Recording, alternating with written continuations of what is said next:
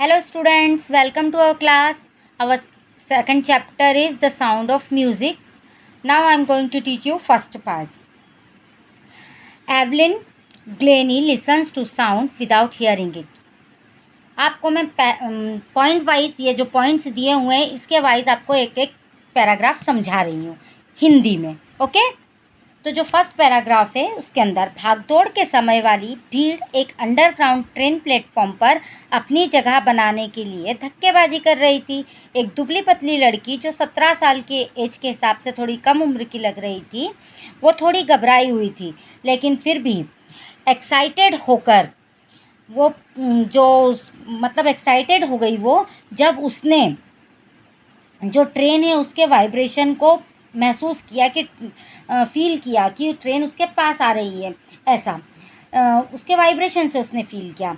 London के prestigious यानी कि प्रसिद्ध रॉयल एकेडमी ऑफ म्यूज़िक में यह उसका पहला दिन था और किसी भी एक ऐसे टीनेजर के लिए बहुत डर पैदा करने वाला हो सकता था जो एक स्कॉटिश फॉर्म से मतलब कि स्कॉटलैंड से आए हों, नए आए हों.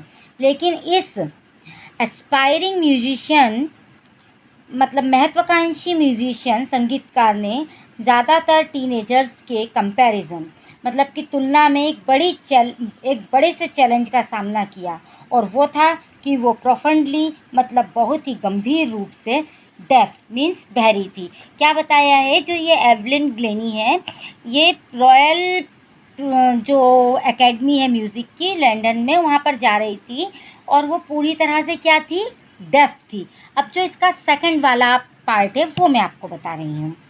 एवलिन ग्लेनी की सुनने की शक्ति का खो जाना ग्रेजुअली मतलब धीरे धीरे हुआ था. उसकी माँ को याद है उसने देखा था कि वो कोई गड़बड़ी नहीं थी जब 8 साल की एवलिन पियानो बजाने के लिए वेट कर रही थी. उन्होंने उसका नाम पुकारा था लेकिन वो हिली भी नहीं. मुझे अचानक पता चला, महसूस हुआ कि उसने सुना नहीं था. इज़ाबेल ग्लेनी उसकी माँ यह कहती हैं. काफ़ी समय तक एवलिन अपने दोस्तों, फ्रेंड्स से और टीचर्स से मतलब ये बात छुपाती है कि वह बहरी है. अपने बहरेपन को छुपाने की कोशिश करती रही, लेकिन जब वह 11 साल की हुई उसके मार्क्स मीन्स उसका रिज़ल्ट घटने लगा. क्या होने लगा उसका, जब वो 11 ईयर्स की हुई तब उसके जो मार्क्स हैं, जो उसका रिज़ल्ट है वो घटने लगा.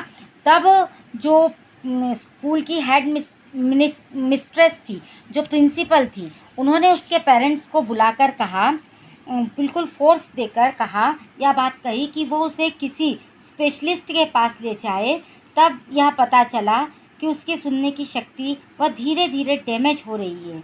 उन्हें यह सलाह दी गई कि उसे सुनने की मशीन हियरिंग एड्स को लगवा दिया जाए और बहरों के स्कूल में भेज दिया जाए. अचानक हर चीज़ काली पड़ने लग गई. एवलिन यह कहती है. अब जो हमारा थर्ड वाला पैराग्राफ है वो मैं आपको पढ़कर बता रही हूँ. परंतु एवलिन हार मानने को तैयार नहीं थी. वो एक नॉर्मल लाइफ बिताने और म्यूज़िक में अपने इंटरेस्ट को अपनाने का फैसला कर चुकी थी. एक दिन उसने एक लड़की को जाइलोफोन बजाते हुए देखा और डिसाइड कर लिया कि वो भी इसे बजाना चाहेगी. ज़्यादातर टीचर्स ने उसे डिस्करेज किया, लेकिन एक परक्योशनिस्ट रॉन फॉब्स ने उसकी पोटेंशियल को भांप लिया. उसने 2 बड़े बड़े ड्रम्स को अलग अलग नोट्स पर बजाना शुरू किया. अपने कानों से मत सुनो. किसने कहा ऐसा? रॉन फॉब्स ने कहा. किससे कहा? एवलिन से कहा कि अपने कानों से मत सुनो. उसने कहा अपने कानों से मत सुनो. वह हमेशा कहता है कि इसे किसी दूसरे तरीके से महसूस करो. एवलिन कहती है कि अचानक मुझे महसूस हुआ ऊंची आवाज़ वाले ड्रम को वह कमर के ऊपर वाले भाग पर महसूस कर रही थी और धीमे स्वर वाले ड्रम को कमर के नीचे वाले भाग पर वो महसूस कर रही थी. फॉब्स ने इस प्रैक्टिस को दोहराया और जल्द ही एवलिन को पता चल गया कि वो कुछ सर्टेन नोट्स को अपने शरीर के अलग अलग हिस्सों में महसूस कर सकती है. मैंने अपने मन और शरीर को मीन्स साउंड और वाइब्रेशन के प्रति खोलना सीख लिया था. ऐसा कौन कह रहा है?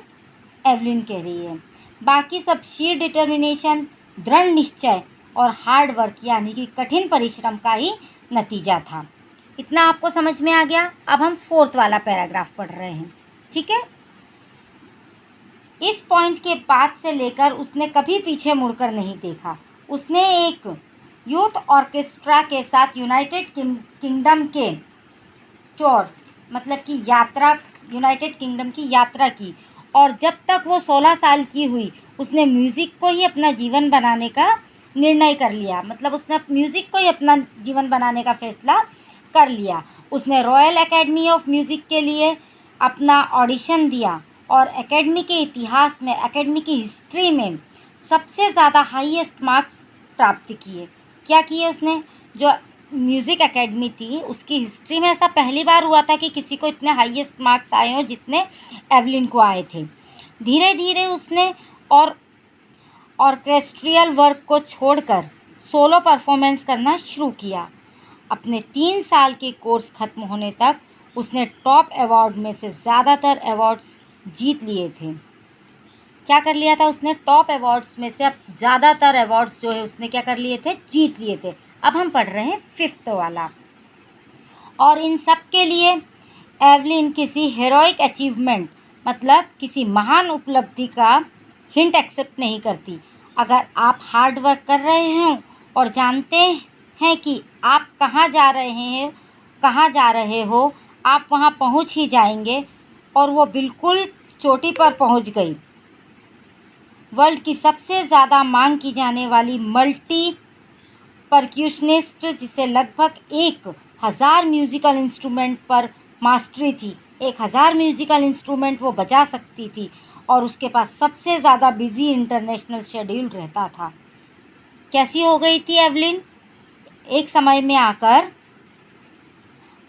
परक्यूशनिस्ट, जिसे लगभग 1000 इंस्ट्रूमेंट बजाना आते थे, उन पे उसकी मास्टरी थी और उसका शेड्यूल कैसा हो गया था? बहुत बिजी हो गया था।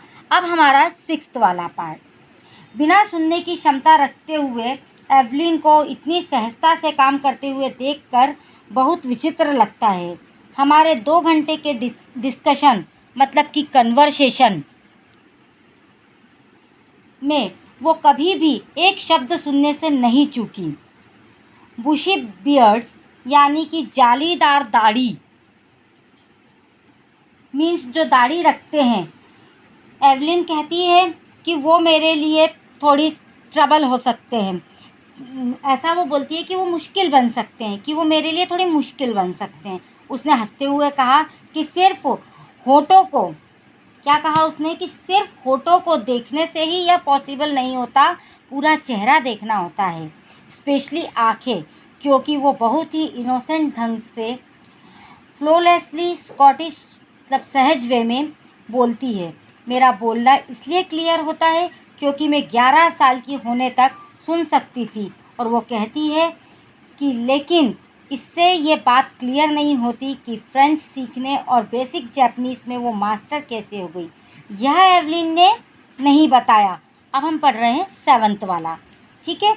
जहाँ तक म्यूज़िक का संबंध है, वो कहती है कि मेरे लिए शरीर के हर एक अंग में रहता है। यह मेरी स्किन, त्वचा में, मेरे गालों की हड्डियों में, मेरे बालों में भी झुंझुनाहट पैदा कर देता है। जब वो जाइलोफोन बजाती है तो वो आवाज़ को स्टिक्स में से होकर अपनी उंगलियों के अगले भाग में, फिंगर टिप्स में आते हुए महसूस करती है। ड्रम के साथ झुकने से वो रिजोनेंस को, मतलब कि जो गूंज है उसको शरीर में होते हुए महसूस करती है। लकड़ी के प्लेटफॉर्म मतलब मंच पर वो अपने जूते उतार देती थी ताकि वाइब्रेशन की जो तरंगे हैं वो उसके पैरों में से होकर उसकी टांगों के ऊपर की ओर जा सके। अब हम पढ़ रहे हैं 8th वाला पार्ट। इसमें कोई आश्चर्य की बात नहीं है कि एवलिन ऑडियंस को आनंदित करती है। ईयर 1991 में उसे रॉयल फिलहार्मोनिक सोसाइटी का प्रेस्टिजियस सोलोइस्ट ऑफ ईयर का अवार्ड दिया गया था।